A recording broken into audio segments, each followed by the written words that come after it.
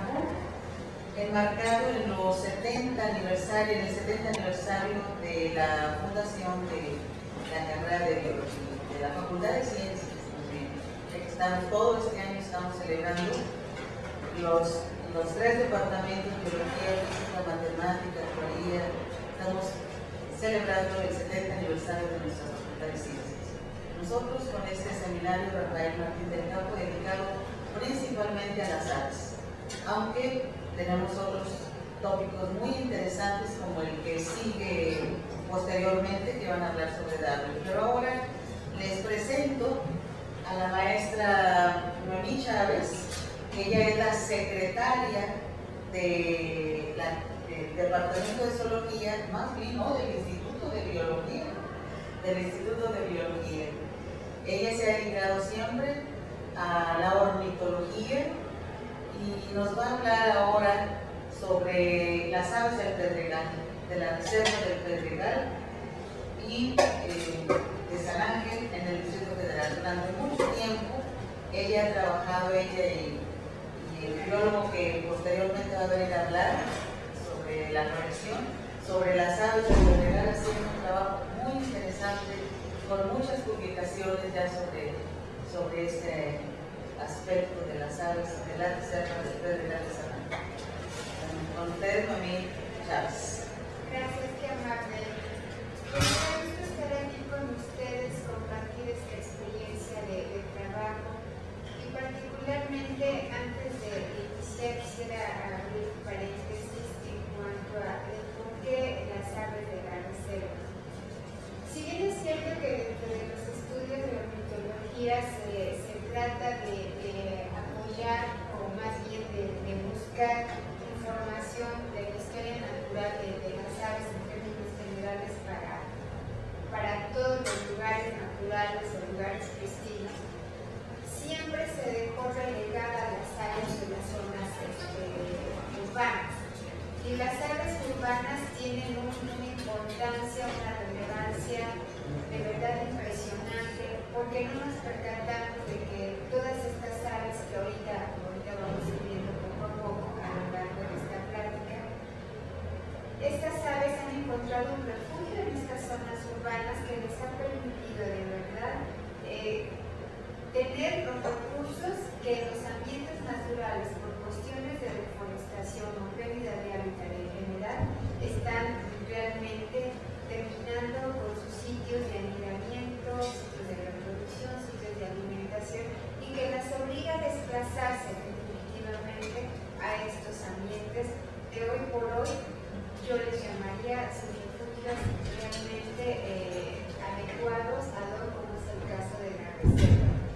En algún momento uno de los ecólogos, si no recuerdo el nombre, que dio una plática en el Instituto de los Seminarios de los Martes, comentaba, él también un poco urbanista, comentaba que todos hemos pensado que estar trabajando en las zonas naturales es importantísimo, porque evidentemente vamos a encontrar especies de interés, especies para, dependiendo del grupo, para descripciones, no para el caso de aves, sino en términos generales, y nuevas descripciones, nuevos registros, que ese es el caso de las aves, y que lo vamos a ver aquí en la reserva, hay nuevos registros de interés, y hay muchos datos interesantes, y que marcaba en ese momento que se había descuidado estas zonas urbanas.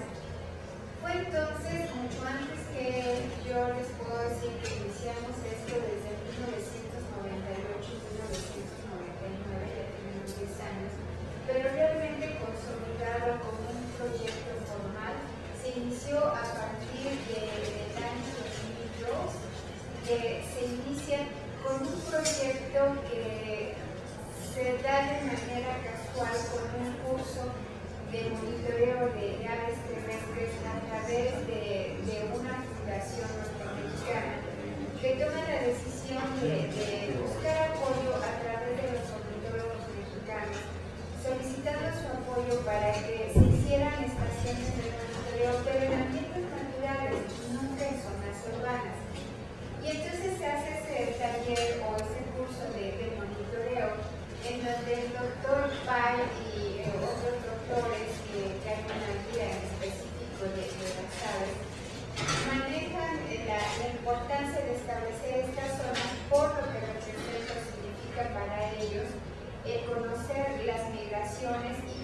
estaba pasando a través de anillamientos, un método técnico de anillamiento, que se hiciera este trabajo para que tuvieran varias estaciones y estuvieran monitoreando. Nosotros les dábamos la información y ellos iban a estar monitoreando dentro de la República Mexicana, Centro y Sudamérica.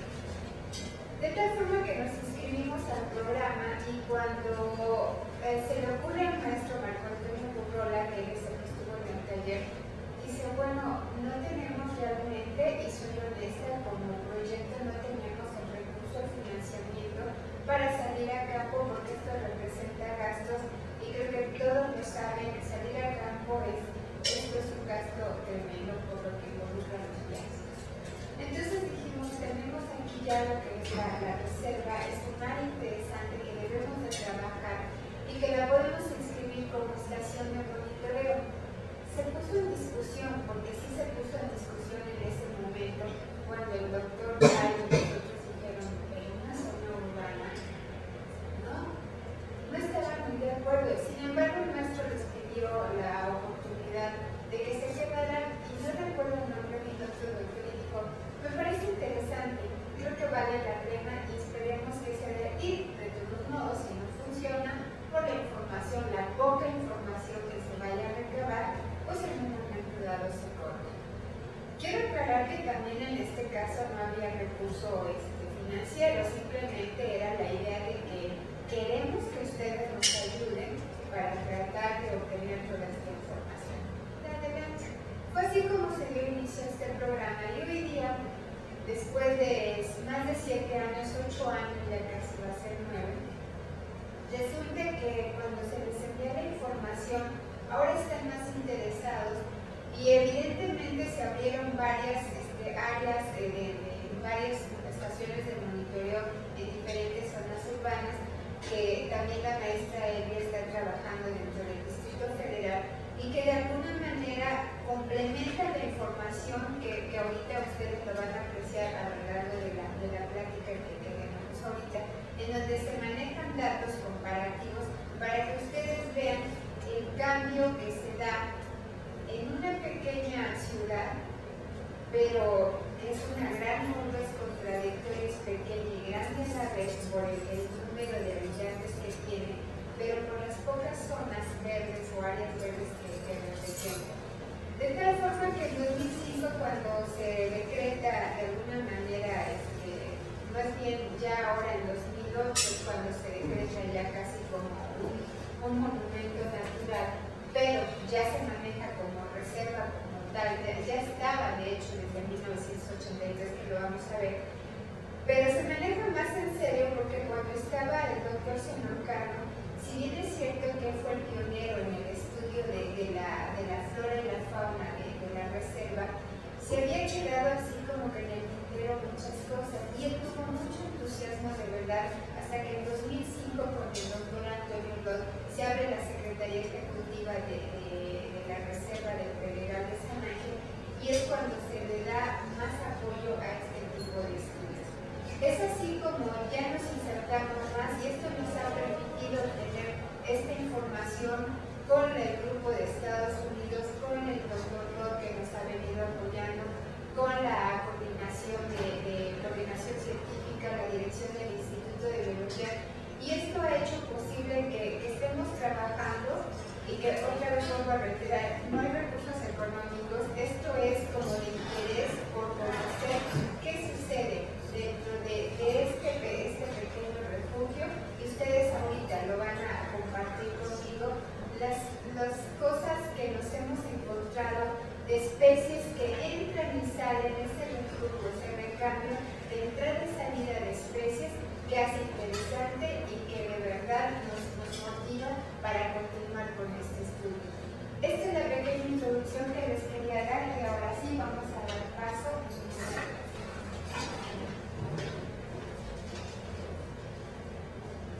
Empiezo con dos especies, el cardenalito y el martinete, y casualmente reseñamos, bueno, ¿cómo es que aquí se pueden dar aves acuáticas?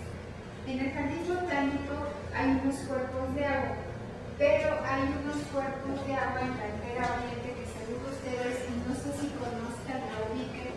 está acá por el Metro CU. Es un área que en algún tiempo en los 80 se estuvo limpiando, se estuvo de alguna manera restaurando, tratando de restaurar. Y esta área hoy día, no sé si tengan acceso porque no está muy permitido el acceso, tiene unos impresionantes cuerpos de agua en donde precisamente la bucolides se la vive ahí con las especies que vamos a ver. Como antecedente les comentaba que la reserva se crea en 1983 y está caracterizada por un matorral xerófilo que todos ustedes conocen, principalmente por el palo loco, que es muy común. Y este conjunto de palos locos, o el Senecio-Netum, es el que le brinda este paisaje a la reserva y la oportunidad de albergar otras especies de animales, entre las que yo pudiera mencionar que destacan las aves, como este colibrí, flor de hilo, o esta diglosa varitula, que la diglosa varitula, este picaflor, es un robador de néctar que no tiene nada que ver con los colibrís, pero que de alguna manera pues esto les quita el recurso de alimento, el néctar a los colibrís. Los antecedentes son mitológicos. En una cronología sobre los estudios de aves dentro de la reserva, tenemos 6 estudios básicamente, los ya publicados, se puede decir. El primer estudio fue del doctor Mario Ramos, que en paz descanse, que en una tesis de licenciatura hace un trabajo solamente para el jardín botánico. Y en ese momento, en 1974, Ramos maneja 96 especies, pues son las que detecta. 20 años después, si se van dando cuenta, por eso esta cronología, para que ustedes se vayan dando de alguna forma la idea de cómo ha pasado el tiempo y cómo se había abandonado esta área para conocer estos recursos. Arismendi y colaboradores en 94 nos arrojan una cifra de 106 especies. Arenas, en una tesis de licenciatura, al igual que González y Díaz, nos arrojan estas cifras que van desde los 87 hasta las 79 especies. Y Chávez y Burrol en 2009, en la publicación del libro de la reserva, se manejan 148, haciendo la observación que ahorita está en proceso de revisión un trabajo que nos arroja casi 170 especies, porque hay nuevos registros que obviamente no los quisimos manejar en esto porque era un trabajo de divulgación y que pretendimos que el otro, que es más formal, ahí se aprecie la información que ustedes posteriormente verán. Y bueno, un ejemplo, la víbora capila, que es un gusanerito que está en la cartera oriente, les encanta meterse a los cuerpos de agua, están ahí no nadando precisamente, pero se la pasan en el agua muchacho. En un análisis comparativo de la biodiversidad de aves y para que se vea un poquito con estas cifras, México como territorio tiene 1.070 especies, que todos lo sabemos. El Distrito Federal 330 y ya dentro del Distrito Federal hay varios estudios que se han realizado por diferentes autores que nos manejan cifras tan diferentes, pero que es de interés, como la zona sur está inmersa aquí en la reserva, que se manejan 88 especies, o la norte, curiosamente 124, porque en las zonas más contaminadas se pudiera manejar así, pero dense cuenta 124. Un trabajo que hicieron en el Deportivo 18 de marzo, en la delegación Gustavo Amadero, solamente ahí en el Deportivo 44 especies, y se sigue reforzando este hecho. REPSA, como son las siglas, 148, y en el caso de Cantera Oriente, que aquí se maneja una imagen para que ustedes puedan apreciar que está cerca de las canchas de los jugadores de los Pumas. Entonces, esta área tiene 66 especies hasta ahorita que se ha detectado, pero hay más registros que saldrán en esta otra presentación. Les hablaba yo en un principio del monitoreo y justamente toda esta información se basó a través de este monitoreo de aves, en donde evidentemente se dio la técnica del anillamiento para las diferentes especies con rateo y se capturaban estos individuos, se enviaban, se tomaban datos. Bueno, estas son las redes en batería. Esta es una de las áreas que justo aquí, en esta fracción y en esta de acá, son dos cuerpos de agua donde pasan las aves acuáticas, entre patos y garza. Entonces, aquí donde ustedes ven estas redes, al abrirlas, pues nos daba la oportunidad de que cayeran tanto garzas como las, los otros, no los patos, definitivamente, eso no, pero las garzas sí, y vaya que pues nos deterioraron las redes, pero bien que vale la pena. Esta es la forma de captura, simplemente para que ustedes más o menos lo vean, que estoy segura que muchos de los que se dedican a aves lo saben. Y estos son los datos merísticos e identificación. Se tomaba una serie de datos que bajo la guía de Pyle y otros autores teníamos que seguir patrones de plumaje. En este caso se observa aquí estas bandas en el ala y nosotros teníamos que seguir estas características de esta guía para ver el estado, la edad de estos individuos y ver su identificación si correspondía evidentemente por el estado de madurez a una determinada especie, en particular las especies del grupo de los tiránidos, sobre todo los empidones, el género empidones, que es el grupo de todos los ornitólogos, porque son semejantes, tan semejantes, que es muy difícil poder diferenciarlos a simple vista entre otras especies, evidentemente. Y aquí, bueno, se está viendo también, porque es una de las características, las plumas, la muda que se tiene en cada una de ellas para estar nosotros manejando toda esta información en unos formatos que los mismos de esta fundación o grupo de ornitólogos norteamericanos nos brindaron para darles este tipo de información. Como parte de los resultados de esto que yo les mencionaba, está la abundancia que tenemos, dos especies muy abundantes y 44 especies comunes. Sobresalen también las muy raras, 37, que de verdad son muy raras porque definitivamente se les llega a ver una o dos veces hasta en un año, y entonces eso lo hace interesante. De las residentes, el 57% lo componen las residentes y las migratorias el 43%. De las residentes están divididas en las de verano y las de otoño, que las de verano podemos detectar que hay 16 especies y las de otoño pues que solamente tenemos una. De las migratorias, las transitorias, aquí tenemos, también son 16, y las migratorias recitales de invierno 17. Entonces evidentemente las residentes son las que se disparan, tenemos una comunidad con especies más residentes.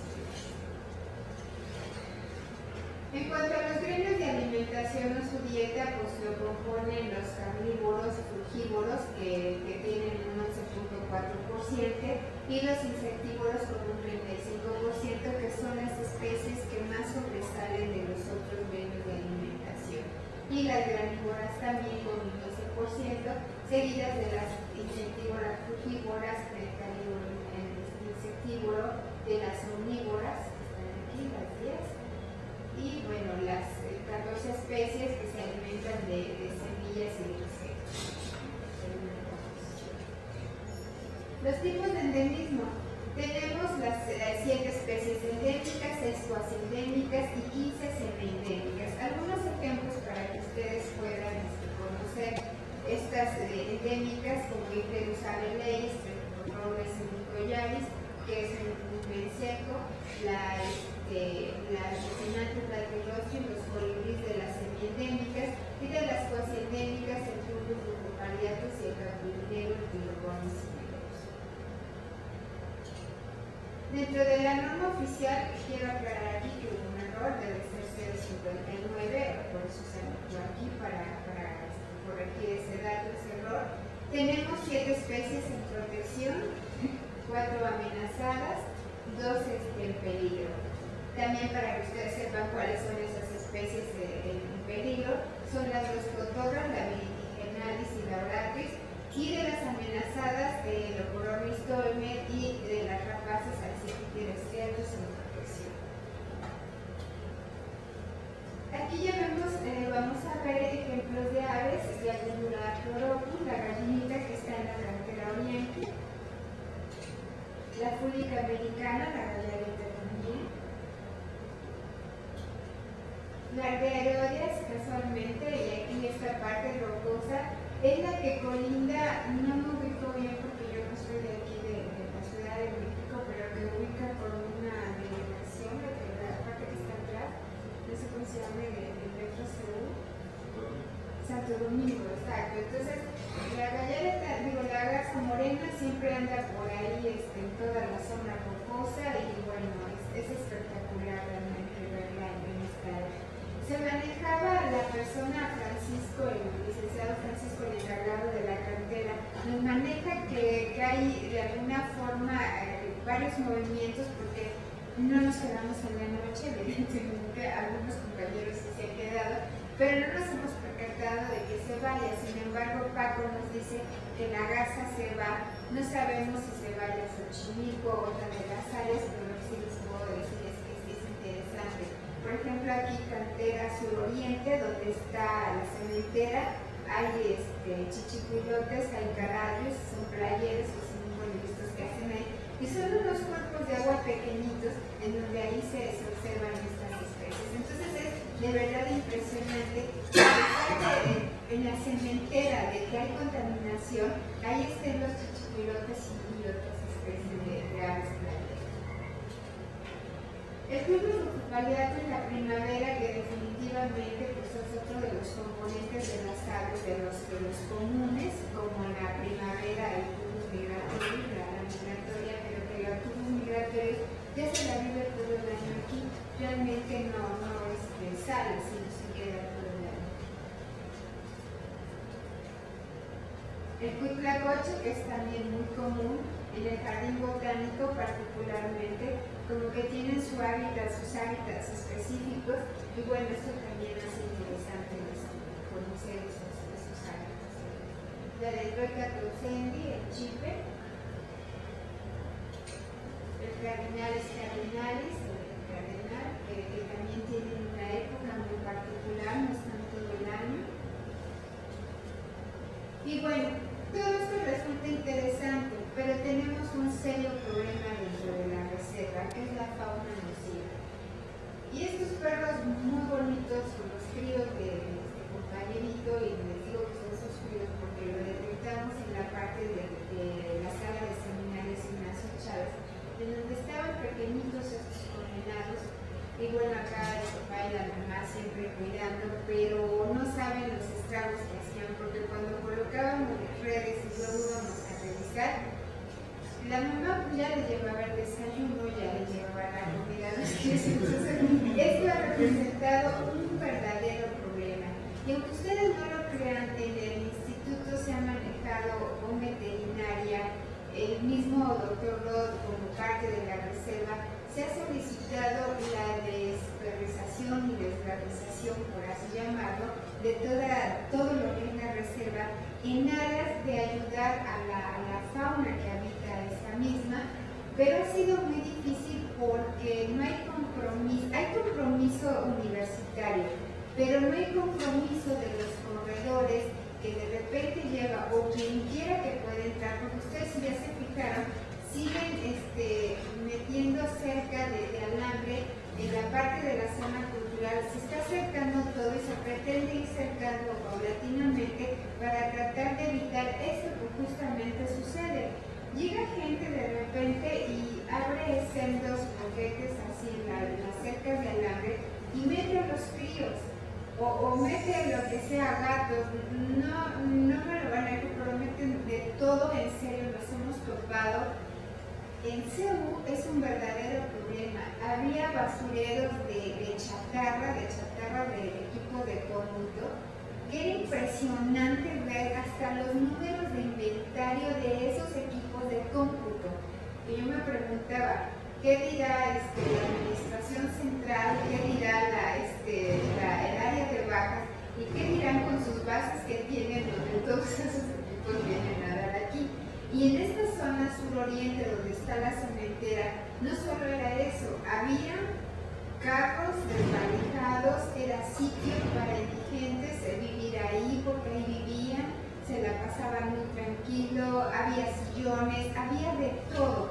Poco a poco se ha ido limpiando y uno de los trabajos del doctor Zenón Cano cuando convoca cada año en ese sentido, tratar de hacer esta limpieza, porque esto nos está provocando serios problemas como la fauna. Si bien es cierto, pueden encontrar ahí un microhábitat, también es cierto que les puede perjudicar, y sobre todo estos amiguitos, ya no les pasé el gatito, es un gatito precioso, de verdad, a mí me encanta, pero que era otro de los que llegábamos a la red y ya estaba sin cabeza el ave, y era una desesperación y un coraje e impotencia, y por más que tratábamos de sacar al gatito nos lo llevábamos de repente, pero no me pregunten a la siguiente semana, porque regresábamos a la siguiente semana, los fines de semana que se hacían los monitoreos, y ya estaba una vez más otro gatito y más perritos, y ustedes oían los chillidos, los maullidos de estos animales que provocan de verdad serios problemas a toda la fauna. También les va con una feria, porque sinceramente les han mordido serpientes de cascabel y los hemos encontrado lastimados, que se han muerto, los hemos llevado a veterinaria. Y también nos hemos topado con que no solo es este el problema, también lo que les comentaba, la basura. Esto estaba en la cantera y tiene que darse la tarea el personal de cantera de estar limpiando, porque de Santo Domingo avientan cosas, avientan su basura. Y ya se les pidió de favor que no lo hagan, pero dense cuenta, este es un verdadero problema. Y esta no es solo de cantera, déjenme decirles, es del jardín botánico. Llegó un momento en la parte de atrás que estaba así y se le pidió al personal de limpieza que fueran a limpiar, porque no era posible que estuviera así, y vaya que sí lo han limpiado, pero esto fue, les puedo decir que como en el 2003-2004, que estaba así. Entonces yo creo que tenemos la conciencia todo de cuidar este ambiente, pero definitivamente los corredores y los visitantes, es por eso que se les trata de, por diferentes medios, de difundir, de tener esa educación ambiental, del cuidado de la reserva, para que podamos continuar con esto.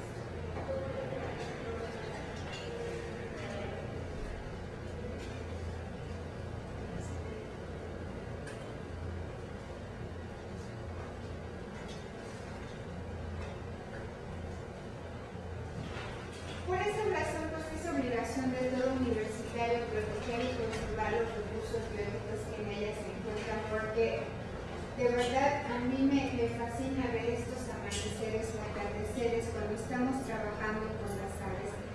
No solo ver eso, sino saber que es un pequeño pulmón de la gran ciudad que nos va a permitir albergar a todas estas especies.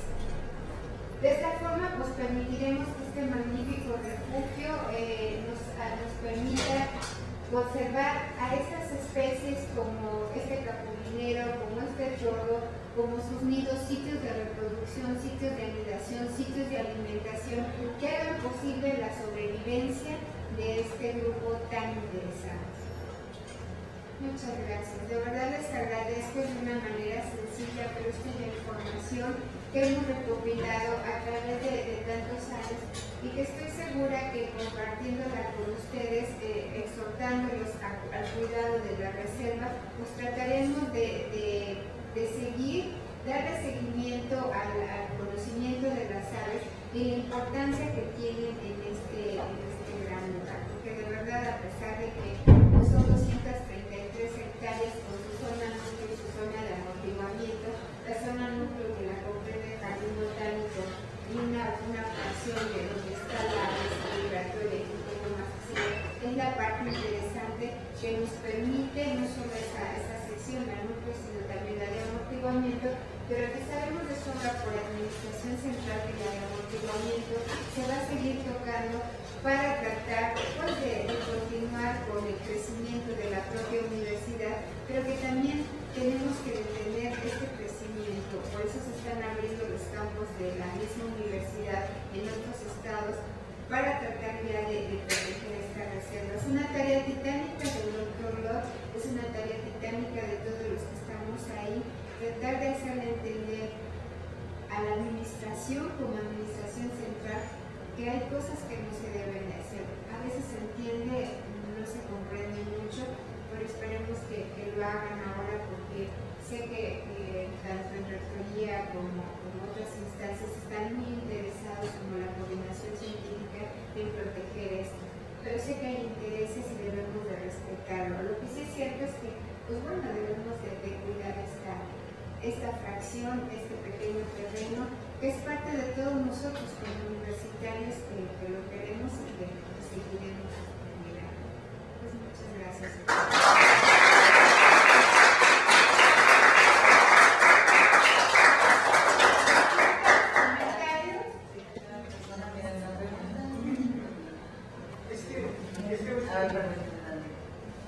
Según su experiencia y según los hábitos de las aves de ahí del Pedregal, ¿qué horas considera que son las mejores para realizar observaciones?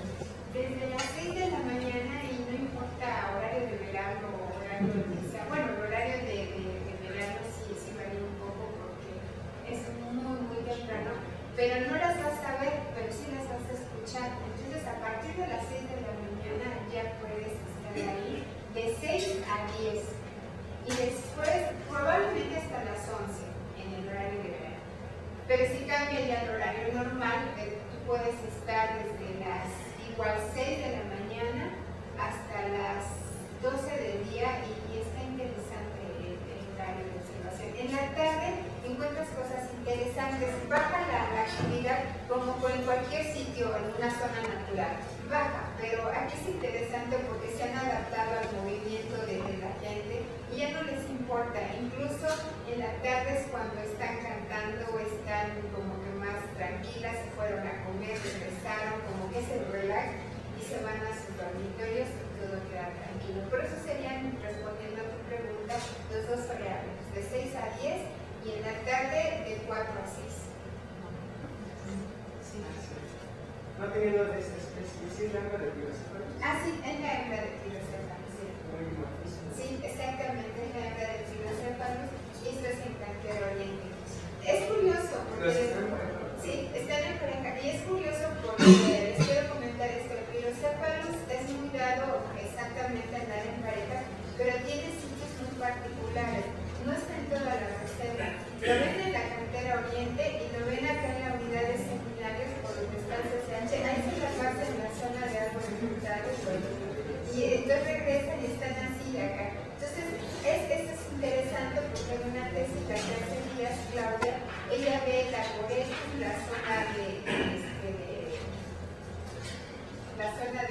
árida con la colección viva que está en el jardín botánico, el material macroarqueófilo, y luego la zona de viveros que es en la unidad de seminarios, y entonces hay cambios drásticos en la composición de las aves. Entonces ahí se detecta que esta se la pasa acá en zona de viveros y en la Cantera Oriente ahí lo observamos más.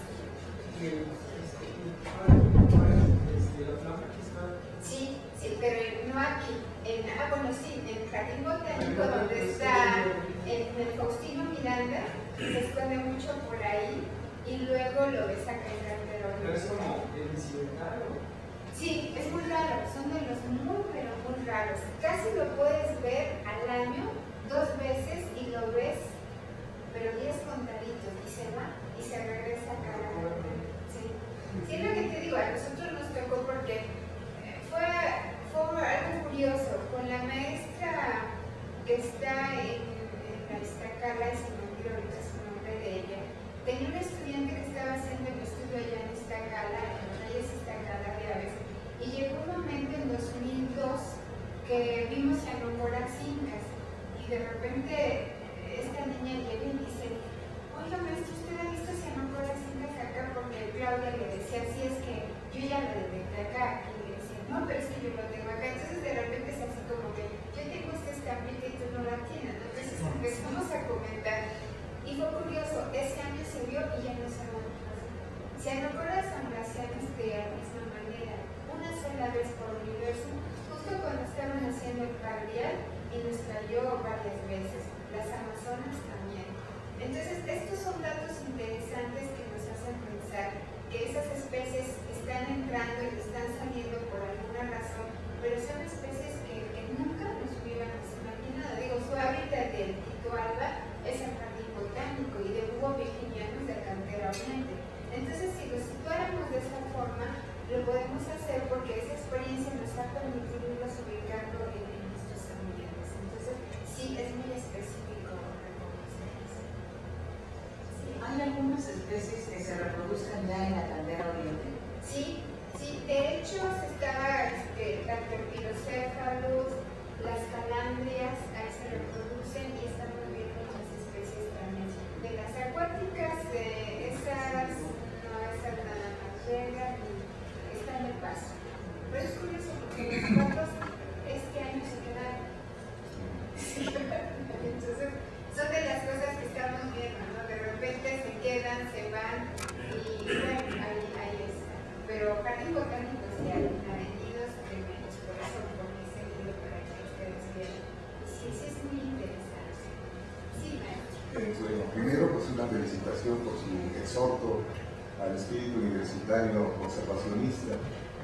En segundo lugar, por su paciencia y su dedicación, que quienes hemos incursionado en el estudio de las aves sabemos que es bastante difícil cuando no hay recursos, cuando no hay comprensión, y poner las cifras que usted ha puesto ahí, pues habla de un trabajo, como lo calificó, titánico y verdaderamente significativo para el estudio de la diversidad. En lo que nos está contando, obviamente que hay conocimientos sobre ciclos de vida, historias de vida, etc. De manera que pues es un mérito tremendo el que haya realizado ese trabajo y la felicito. Y por otro lado, algún día una de mis nietas paseando por el jardín botánico me decía, a mí me dice abucollo, mira abucollo, este es una garza. Entonces el Bucolides histriatus lo vimos ahí también, no nada más está entonces en la Cantera Oriente o fue rarísimo. Está en jardín botánico donde está no sé si han entrado por la casetita del jardín botánico, está un área de investigación de lo sucedido al cuidado de colecciones vivas. En la parte de atrás, ya para llegar, antes de llegar a la mesa regulatoria, hay como una cascada. Ahí, en la parte de atrás, ahí se encuentra la lista, en esa parte, o si no, como le comentaba Mario, dentro de Faustino Miranda está otro cuerpo de agua y se esconde en el árbol que luego ni se le ve, y entonces sale y se mete.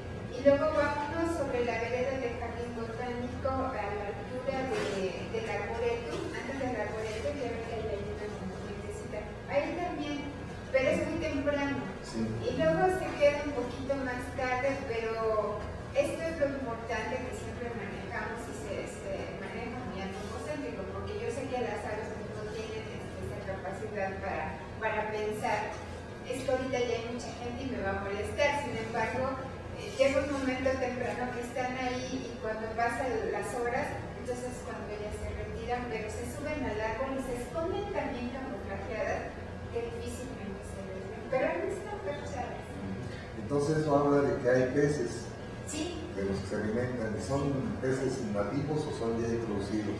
Introducidos, fue introducción de los mismos, no sé si del personal o alguien, pero luego no hay, que era lo que comentábamos con la maestra Linda, que llegó un momento en que había, los quitaron y bueno, así están. Entonces eso hace también, provoca una serie de cambios que de repente se alimentan de otro tipo que son insectos también que están ahí, o ranitas, porque eso sí, las ranitas, y eso es lo que ellos están consumiendo más que peces, porque hay un momento en que se había peces en 2001, 2002, que nos dábamos cuenta, los retiraron porque evidentemente pues, no se puede mantener, pero las ranitas pues sí son más que nada se están teniendo.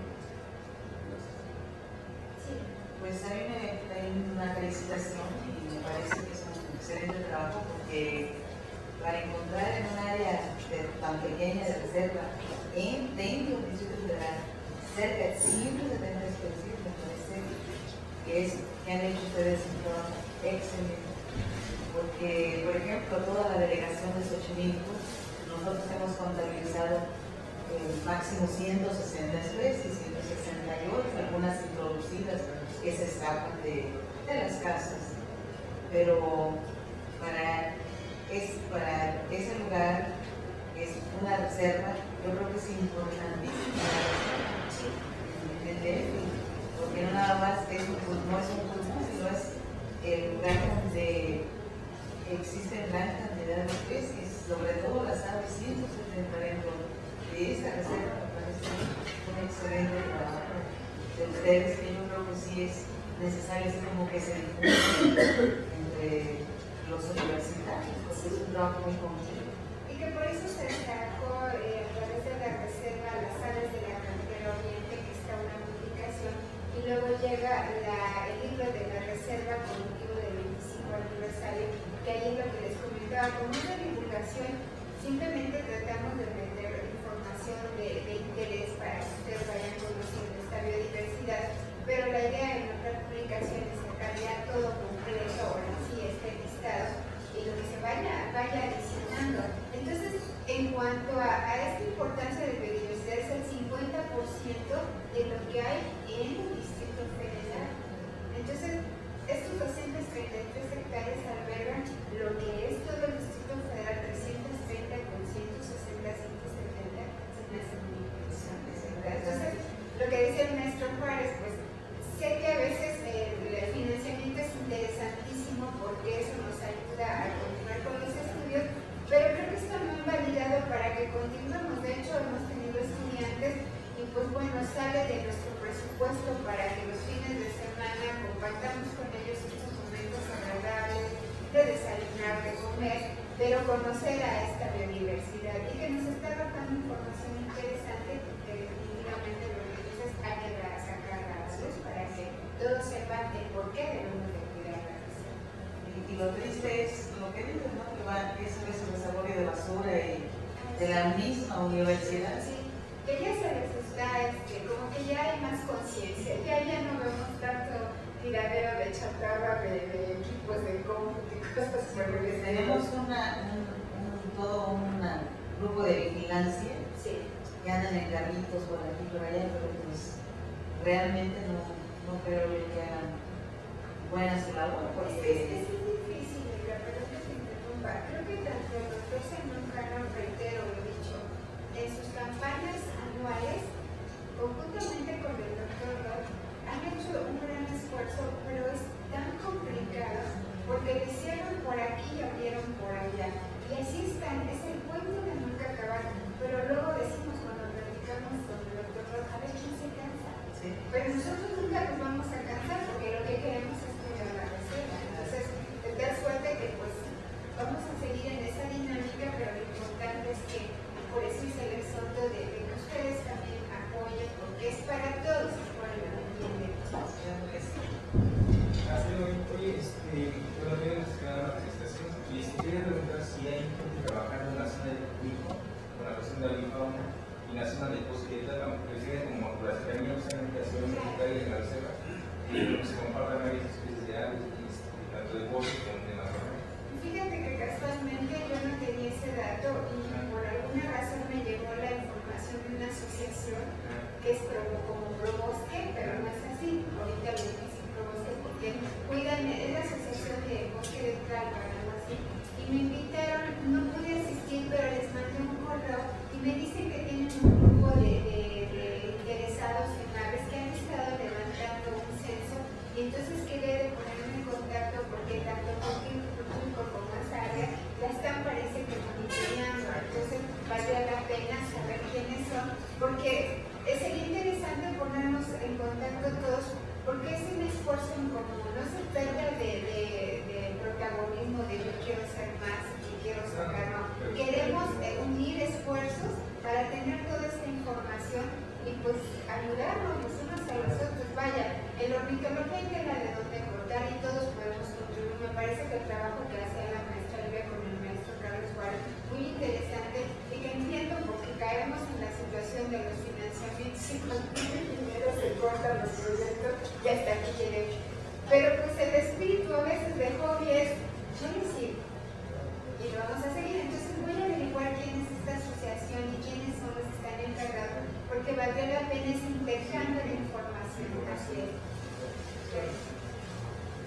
¿Alguno más? Pues le damos las gracias a la maestra Domingo Chávez.